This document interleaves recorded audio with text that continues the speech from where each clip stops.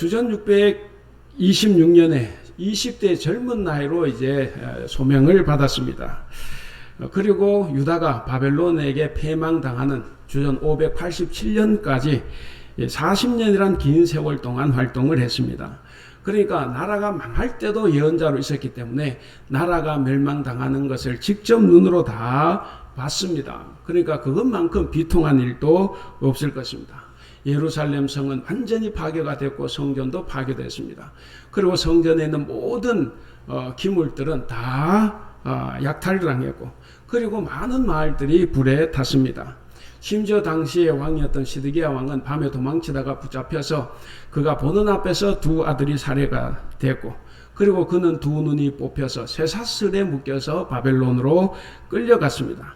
이런 역사의 소용돌이 한복판에 서서 이 예레미야는 나라의 이 비참한 운명을 다 봤습니다. 그래서 그를 눈물의 선지자다 이렇게 말을 합니다. 사람들은 예레미야의 예언을 대단히 싫어했습니다. 당시에 예레미야 외에도 정말 유명한 선지자가 있죠. 하나냐라는 예언자, 선지자가 있었는데, 이 사람은 유다가 2년 안에 바벨론을 꺾을 것이다 이렇게 예언을 했습니다. 그래서 사람들로부터 엄청난 인기를 누렸습니다. 그런데 예레미야는 반대로 오히려 유다가 바벨론에게 패망당할 것이고, 그리고 바벨론에게 항복하는 사람들만이 살아남을 것이다, 이것이 하나님이 주신 말씀이다 이렇게 예언을 했습니다. 그러니까 당시 사람들, 당시 입장에서는 그는 매국노예요. 그리고 민족 반역자입니다. 그렇게 매국노, 민족 반역자로 낙인을 찍혀서 그는 늘상 생명의 위협을 겪고 있었습니다. 여러분, 예레미야도 당연히 하나냐나 그 외 선지자들처럼 달콤한 말로 백성들이 좋아하는 말, 그들을 위로할 수 있는 말을 전할 수가 있습니다. 그런데 예언자는 어떤 사람이냐? 하나님의 말씀을 그대로 선포하라고 하나님으로부터 명령을 받은 사람들이기 때문에 절대로 그렇게 할 수 없습니다. 그런데 청중들의 이 요구를 외면하고 하나님의 말씀을 그대로 전하는 것은 정말 쉽지 않습니다. 우선 청중들의 압박, 압력을 견뎌내기가 쉽지 않습니다. 그리고 사람들이 듣기 싫어하는 이런 심판의 메시지보다는 사람들이 듣기 좋아하는, 누구나 다 듣고 싶어하는 희망, 위로, 구원의 말씀을 선포함으로써 인기도 얻고 재물도 얻고 그리고 권세도 누리는 그런 편한 길을 택하기 때문에 하나님의 말씀을 그대로 전하는 게 쉽지가 않습니다. 또 예언자가 하나님의 말씀을 듣고 환상을 봐도 그것을 분별하는 것도 쉽지가 않습니다. 여러분, 같은 환상을 보고 같은 말씀을 하나님께로부터 들어도 지식이 없으면 서로가 다른 거예요. 하나님 뜻에 맞게 해석하는 것이 결코 쉽지 않습니다. 이 말이 좀 이상합니까? 우리가 이 성경이 있어요. 하나님 말씀으로 주어져 있습니다. 이걸 읽고 해석하는 게 어떻습니까? 다 다를 수 있어요. 그래서 하나님 말씀을 듣는다고 해서 그것을 그대로 전하는 것 쉽지가 않습니다. 하나님의 말씀을 잘 해석하기 위해서는 역사에 대한 정확한 인식이 있어야 되고, 그리고 그 시대를 꿰뚫어 볼 수 있는 눈이 있어야 합니다. 우리 한국 사회 같으면 경상도가 있고 전라도가 있고 야당이 있고 여당이 있고, 그렇게 하다 보면 하나님의 말씀을 제대로 판별해 낼 수가 없습니다. 예레미야는 그 시대를 꿰뚫어 볼 수 있는 눈이 있었어요. 그래서 하나님의 말씀을 듣고 환상을 봤을 때, 우리나라가 유다에게 망하는 것이 하나님의 뜻이구나 하는 것을 그는 알 수가 있었습니다. 그래서 예레미야는 늘 유다의 이 죄를 신랄하게 고발을 했고, 그리고 유다 백성들의 어리석음을 책망을 했습니다. 그 후에 회개를 촉구합니다. 여러분, 유다 백성들일지라도 회개하면 노를 끝까지 품지 않으시는 하나님의 자비심에 의해서 다시 회복할 수가 있습니다. 그래서 회복을 위해 필요한 것은 뭐냐면 오직 자신의 죄를 자복하고, 그리고 하나님 앞에 철저히 낮아지는 겁니다. 우리 예레미야 3장 13절 말씀을 함께 한번 읽어보겠습니다. 시작.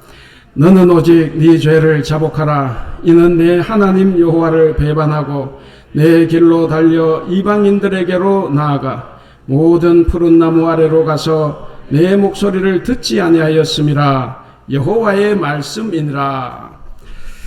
푸른 나무 아래, 그건 이제 우상을 섬기는 거예요. 우리도 옛날에 나무 밑에서 이렇게 물 떠놓고 이렇게 빌었지 않습니까? 그래서 푸른 나무 아래로 갔다는 건 우상 숭배를 이야기합니다.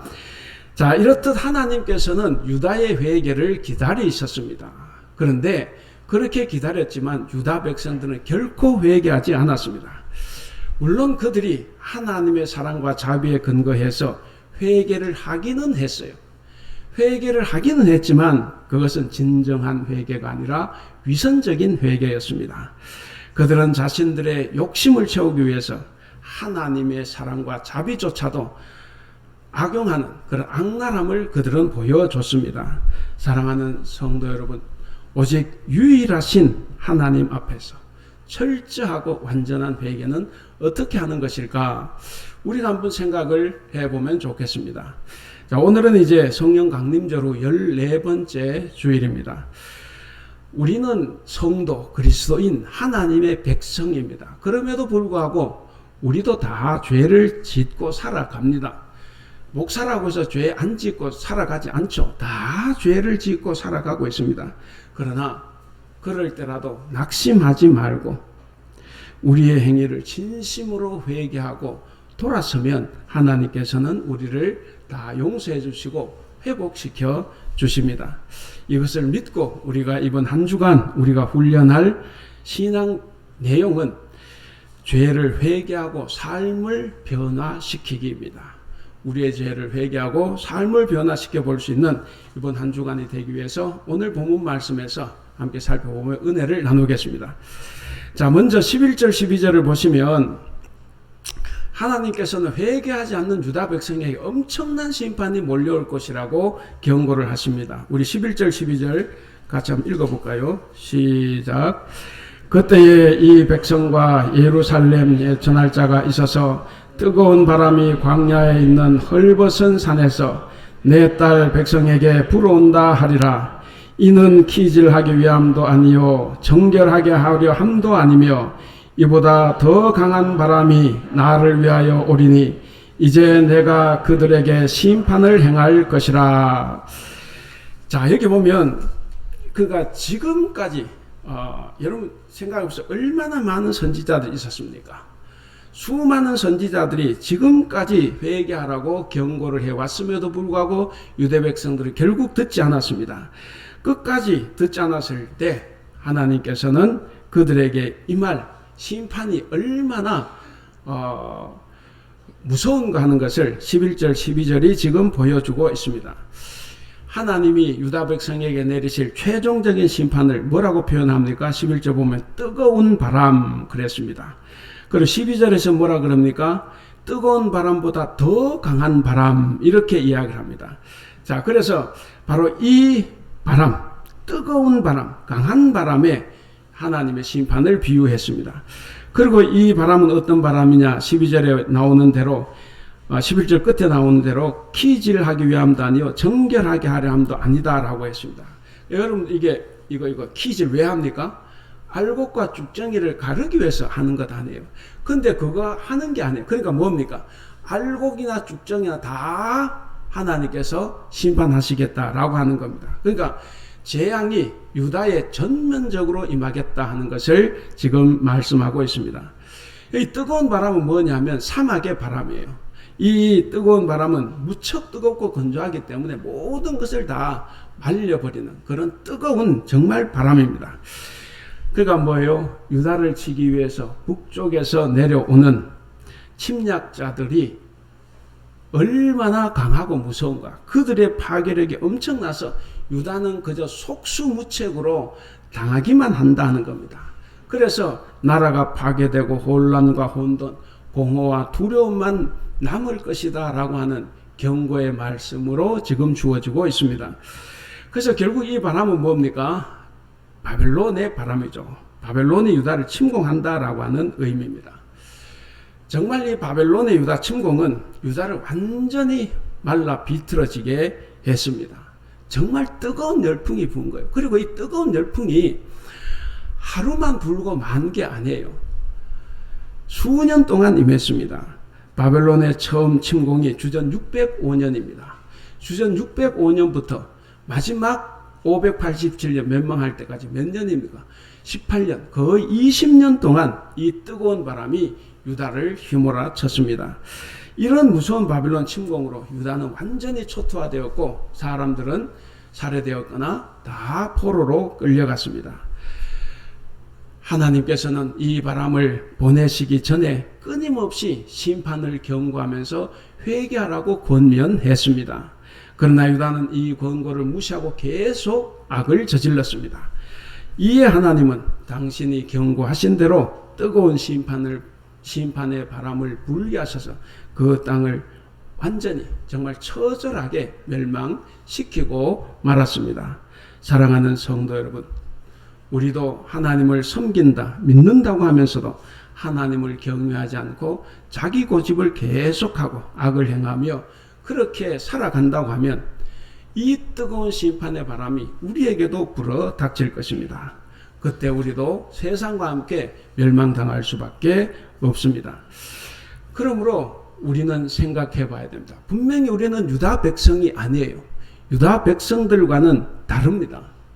유다 백성들과 다르기 때문에 우리는 이 세상에 살아가면서 멸망할 이 악한 세상과 구별되는 삶을 살아야 됩니다. 그리고 의를 행하면서 죄를 멀리하는 삶을 살아가야 합니다.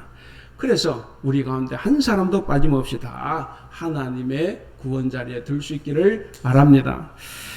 자, 두 번째입니다. 22절입니다. 22절을 보시면 예언자의 탄식이 나와요. 그러니까 이 유다 백성들의 어리석음 때문에 예레미야가 탄식을 하는 내용입니다.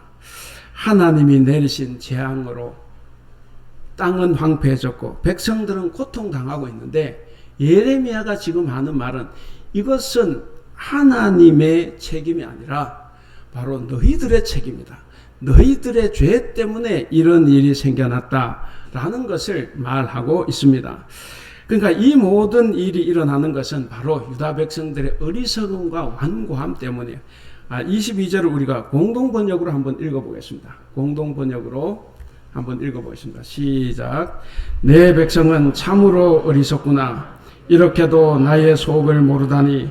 미련한 자식들, 철없는 것들, 나쁜 일을 하는 데는 명석한데 좋은 일은 할 생각조차 없구나.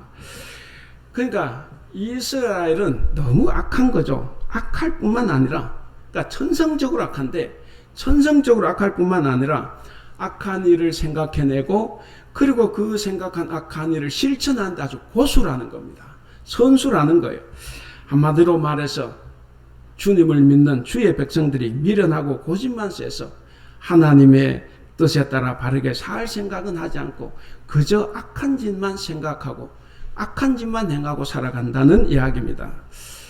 여러분, 유다가 어떤 나라입니까? 하나님의 유일한 선민이죠. 유일한 선민이고 그리고 하나님께로부터 직접 받은 율법이 있어요. 그러니까 하나님을 이들보다 더 잘 아는 민족, 더 잘 아는 사람들이 어디에 있겠습니까? 그런데 하나님은 이들을 향해서 뭐라고 합니까? 이 어리석은 것들, 철없는 것들이라고 말을 합니다. 그러니까 이 말 유다 백성들 이해하겠습니까? 내가 교회를 적어도 수십 년 다녔고 내가 목사인데, 내가 장로고 권사고 안수 집사인데 나보고 성경 모른다고 하면 납득이 가겠습니까? 나름대로 열심히 공부했는데. 근데 유다가 하나님에 무지하였다는 것을 뭘로 보고 알 수가 있습니까? 간단해요. 그들의 삶의 모습을 보고 알 수가 있습니다. 여러분, 우리가 아무리 하나님 잘한다, 잘 믿는다고도 내 삶의 모습을 보면 다 드러납니다. 하나님에 대한 참된 지식을 가진 사람은 그 지식에 합당한 삶을 살아갈 수밖에 없습니다. 그런데도 이 유다 백성들은 하나님을 경외하지도 않았고 하나님의 말씀에 순종하지도 않았습니다. 예레미야는 하나님 여호와를 안다고 자부하는 사람들이 하나님에 대해서 너무 무지하니까, 그래서 너희들이 망하고 죽는 것도 당연하다고 지금 이 22절에서 탄식을 하고 있는 겁니다. 그러면 저와 여러분은 어떻습니까? 우리는 정치, 외교, 경제, 여러 세상에 대해서 우리는 잘 알고 있습니다. 그러나 성도에게 가장 중요한 것이 뭡니까? 하나님 여호와를 아는 지식입니다. 혹시 그 지식이 부족하지는 않는가? 우리가 하나님에 대한 참된 지식을 가지고 있으면 하나님을 경외하고 그의 말씀에 순종하지 않을 수 없습니다. 그러므로 이제 우리는 이 하나님의 말씀대로 살아갈 수밖에 없습니다. 정말 어리석고 미련하고 교만했던 유대 백성들과는 다른 우리들입니다. 그들과 다르기 때문에 우리는 말씀을 잘 배우고 그 말씀대로 살아갈 수 있습니다. 그래서 우리는 하나님에 대한 올바른 지식을 소유해야 합니다. 여러분, 교회에 그냥 다닌다고 해서 우리가 그 올바른 지식이 저절로 생기는 건 아니에요. 그래서 우리는 늘 조심하고 그리고 진심으로 다니면서 하나님의 말씀을 거듭거듭 생각해야 됩니다. 그 바른 지식을 소유해서 하나님 경외하고 그 말씀에 순종하고 행동해서 우리의 삶을 변화시켜 나갈 때 우리는 참 하나님의 백성이 될 수 있습니다. 그렇기 때문에 우리는 지금처럼 주일 예배 잘 참석해야 됩니다. 주일 예배 참석해서 이 설교 말씀을 잘 세심하게 들을 수 있기를 바랍니다. 사실 저는 이 설교를 본문에서 잘 벗어나지 않습니다. 왜 그러냐면 대부분의 성도들이, 우리만이 아니라 한국의 대부분 성도들은 딱 주일 예배 한 번 나와요. 그러니까 사실 우리는 성경을 배울 시간이 없어요. 그래서 저는 이 성경 본문에서 벗어나지 않고 본문을 잘 이해할 수 있도록 그렇게 저는 설교를 준비하고 하고 있습니다. 그렇기 때문에 시간이 없으면 주일에 교회에서라도 아니면 영상을 통해서라도 이 설교 말씀을 잘 듣고 성경이 말하는 바가 무엇인가 하는 것을 잘 깨달을 수 있기를 바랍니다. 그리고 또 시간이 나고 가능하면 성경 공부, 우리 여러 성경 공부가 있죠. 성경 공부에도 열심을 내는 우리 대북교회 성도 여러분들이 될 수 있기를 바랍니다.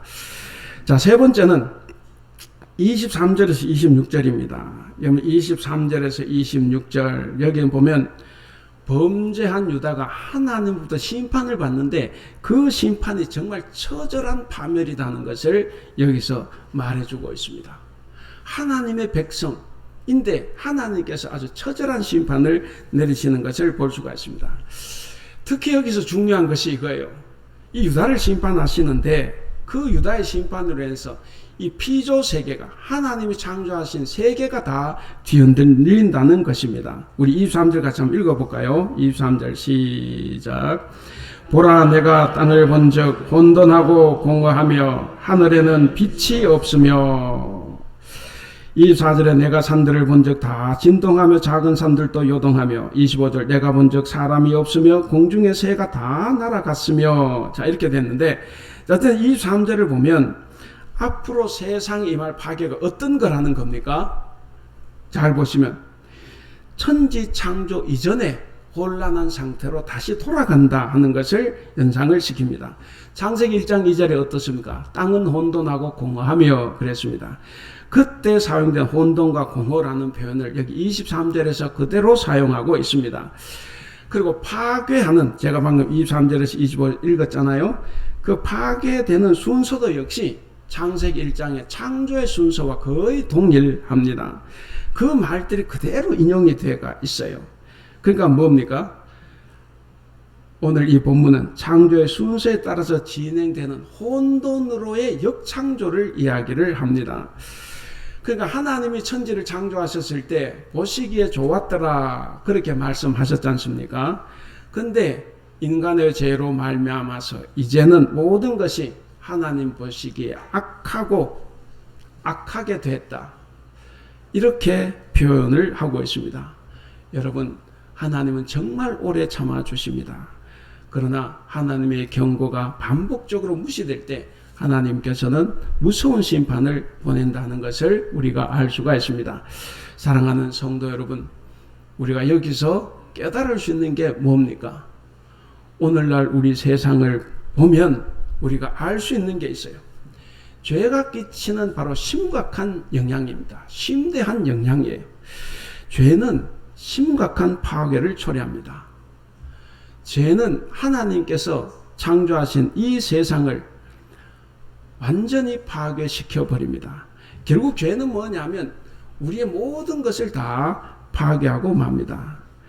여러분, 우리가 살아간 이 세상이 다 아름답게 보이지 않습니까? 그러나 실상은 인간의 죄 때문에 많은 부분들이 파괴되어 가고 있습니다. 실제로 그렇지 않습니까? 하나님께서 창조하실 때 그 아름다움은 이미 상실되어 가고 있고 지금 심각하게 상실한 상태에 있습니다. 우리가 경험하고 있는 자연재해 상당수는 다 우리 인간의 범죄 때문에 일어난 바로 파괴의 결과입니다. 우리나라에서도 태풍으로 인해서 많은 피해가 속출했습니다. 특별히 포항에서는 하천을 공사한다고 직선화했습니다. 우리나라는 대체로 하천 직선화하는 바람에 이 비 피해를 많이 보죠. 그런 하천 정비 사업이 이 정치인들의 탐욕 때문에 뭔가 수해 이런 관리보다는 오히려 편의시설, 그러니까 체육시설과 같은 편의시설을 설치하느라고 강폭을 좁힌 게 문제가 됩니다. 제가 오늘 주보 안쪽에도 실었지만 파키스탄은 지구온난화의 영향입니다. 근데 지구온난화의 영향이 파키스탄이 불러왔습니까? 파키스탄이 아닌 선진 강대국들의 탐욕 때문에 그렇게 생긴 거예요. 선진 강대국들의 탐욕 때문에 국토의 3분의 2가 물에 잠기는 최악의 홍수 사태를 지금 경험하고 있습니다. 그러니까 인간의 죄는 뭡니까? 이 인간의 죄 때문에 파키스탄과 포항이 바로 세상이 창조되기 전 혼돈과 공허의 상태로 다시 되돌아간 것을 우리에게 보여주고 있습니다. 여러분, 죄는 장차 이 세상도 완전히 파괴할 것입니다. 하나님께서 이 세상을 창조하시기 이전의 상태로 반드시 돌아가고 말 것입니다. 그리고 그날에는 이 세상뿐만이 아니라 죄의 씻음을 받지 못하고 여전히 죄에 오염되어 있는 사람들 모두가 다 세상과 함께 영원히 파멸에 이르게 될 것입니다. 여러분, 이렇게 생각해 보면 참 하나님 입장에 생각하면 마음이 아프죠. 한때 하나님은 세상을 아름답게 창조하셨습니다. 그 하나님이 인간의 죄 때문에 아름다운 세상을 스스로 파괴하는 파괴자가 되었다 하는 거죠. 이것처럼 슬픈 일, 가슴 아픈 일은 없을 걸로 봅니다. 그 인간의 죄는 뭡니까? 대단히 큰 능력을 지니고 있어요. 하나님께서 창조하신 이 세상을 인간의 죄는 다 파괴하는 그런 능력을 가지고 있습니다. 그러므로 사랑하는 우리 성도 여러분, 정말 우리가 행복하고 아름다운 삶을 가꾸고자 한다면 가장 먼저 해야 될 일은 바로 우리 죄를 멀리하고 죄와 구별된 삶을 살아야 합니다. 그리고 우리는 겸손해야 합니다. 내가 얼마나 부족하고 어리석은가 하는 것을 우리가 알아야만 합니다. 그래야만 하나님께서 소중하게 쓰시는 사람이 될 것입니다. 밀가루 반죽이 잘 돼야 이렇게 맛있는 빵을 만들 것 아닙니까? 그것처럼 우리도 정말 좋은 반죽이 되어가 있어야 되죠. 저와 여러분들도 하나님과 사람 앞에서 정말 잘된 반죽처럼 겸손해져야 합니다. 겸손해서 훌륭한 믿음의 사람으로 변화되어 살아갈 수 있기를 바랍니다. 이제 마지막입니다. 마지막 27절을 보면 성도라도 죄를 보면 다 심판을 당합니다. 그러나 하나님은 결코 회개하는 성도를 진멸하지는 않습니다. 사실 지금 오늘 본문에서도 27절을 제하면 다 어두운 내용이에요. 사실 예언서들이 다 어두운 내용입니다. 다 심판을 선언하는 거예요. 그리고 회복, 희망, 구원을 선포하면 그거 다 거짓 예언자들이었어요. 그러니까 이 성경 예언서 자체가 어둡지만 근데 예레미야서는 더더욱 어두워요. 근데 오늘 이 27절을 보면 아니에요. 이 절망적인 그 순간, 바로 그 순간에 하나님은 다른 말씀을 지금 하고 계십니다. 우리 27절 같이 읽어보겠습니다. 시작. 여호와께서 이와 같이 말씀하시기를 이 온 땅이 황폐할 것이나 내가 진멸하지는 아니할 것이며. 예. 그러니까 이 20절 말씀 어떤 말씀입니까? 지금까지의 절망적인 이 분위기를 순식간에 반전을 시켜요. 순식간에 반전을 시킨 바로 소망의 말씀이 여기에 흘러나오고 있습니다. 여러분, 하나님은 28절에 보면 또 전혀 다른 굉장히 엄한 말이 나오죠. 내가 멸하기로 작정하였고 후회하지도 아니하신즉 또한 거기서 돌이키지 않아요. 그러니까 반드시 내가 너희를 멸망하겠다 이런 말씀인데, 근데 27절은 우리에게 희망을 주는 말씀입니다. 여러분, 하나님이 이스라엘을 심판하기로 작정하셨지만 이 하나님의 마음의 변화가 일어났어요. 하나님의 마음의 변화가 일어나서 지금 주저하고 있다는 사실입니다. 여러분, 긍휼하신 하나님은 이 심판을 하실 이 결정적인 순간에 그들에게 다시 한번 자비를 베푸시려고 합니다. 그래서 여기서 주저하는 거예요. 그래서 이것을 다른 말로 하나님의 거룩한 주저하심이다 이렇게 말할 수가 있습니다. 사랑하는 우리 성도 여러분, 하나님의 거룩하신 주저하심은 바로 성도에게는 소망의 근거가 됩니다. 하나님이 이스라엘을 완전히 멸하기로 하셨지만 그러나 결정적인 순간, 마지막 순간에 주저하신 거예요. 그 주저하신 것에 우리의 미래가 있습니다. 여러분, 우리는 결코 이 순간을 놓치면 안 됩니다. 주저한다는 건 뭐예요? 주저한다는 건 곧 잠시 주저하지만 곧 실행을 할 겁니다. 그래서 28절에 곧 실행하는 거예요. 근데 21절 이 주저하신 이 순간을 우리는 놓치면 안 됩니다. 그래서 우리는 이 순간을 붙들어야 합니다. 죄를 짓지 않을 수 없는 연약한 인간이 바로 우리이기 때문에 하나님이 주저하실 때 우리는 이 기회를 놓치지 말고 우리는 회개해야 합니다. 여러분, 회개가 뭡니까? 회개는 우리의 죄를 용서하고 구원하시고자 하는 하나님의 정말 특별한 선물입니다. 늘 말씀드리면 우리는 죄 때문에 멸망당하지 않아요. 왜 멸망당합니까? 회개하지 않기 때문에. 선악과를 따먹는 날에 반드시 죽는다? 천만의 말씀. 선악과 먹고 안 죽었어요. 회개하지 않으니까. 가인이 아벨을 살해하고 죽지 않았어요. 왜 벌을 받습니까? 회개하지 않기 때문에. 여러분, 회개가 대단히 중요한 하나님의 선물입니다. 그래서 사랑하는 성도 여러분, 하나님께서는 자기 백성에게 자비와 긍휼을 베풀어 주십니다. 그 자비와 긍휼을 잊지 아니하시기 때문에 성도들은 죄로 인해서 하나님의 심판을 받고 절망에 빠졌다고 해서 절망할 일은 아닙니다. 그때도 우리는 회복의 소망이 있습니다. 그러므로 낙심하거나 절망하지 말고 그 자리에서 일어나 회개하고 돌이켜서 하나님만을 의뢰하고 하나님만을 신뢰할 수 있기를 바랍니다. 여러분, 참다운 그리스도인은 죄가 없는 사람이 아니에요. 죄가 없는 사람이 아니라 죄를 회개하는 사람입니다. 다윗이 왜 의로워요? 사울보다 더 의롭습니까? 인간적으로? 아니요. 사울이 훨씬 더 인간적으로. 근데 하나님 앞에서 왜 다윗이 의롭습니까? 그는 즉시 회개를 했어요. 누가 잘못됐다고 했을 때 바로바로 회개를 했습니다. 그래서 참다운 그리스도인은 죄가 없는 사람이 아니라 죄를 회개하는 사람입니다. 비록 유다 백성들은 끝까지 회개하지 않았습니다. 근데 우리는 다르지 않습니까? 우리 사랑하는 대북교회 성도 여러분들은 지금의 이 어려운 시기를 지금 지나가고 있습니다. 지금 3년째 계속되는 이 코로나, 여러 힘들고 어려운 일들이 많은데 이런 혹독한 현실 속에서도 하나님께서 남겨두신 긍휼하심이 있습니다. 우리는 그 긍휼하심에 의지해서 회개함으로써 의로운 자리로 다시 돌아가야 합니다. 그래서 복된 삶, 소망이 가득한 회복의 삶을 살아가시는 여러분들이 다 될 수 있기를 바랍니다. 자, 이제 말씀을 맺겠습니다. 오늘 우리가 살아가는 세상은 날이 갈수록 극악하고 이기적이고 추악한 사람들 때문에 어느 곳 하나 성한 곳이 없습니다. 그리고 선진국, 강대국들 때문에 지구가 성하게 남아돌 곳이 없습니다.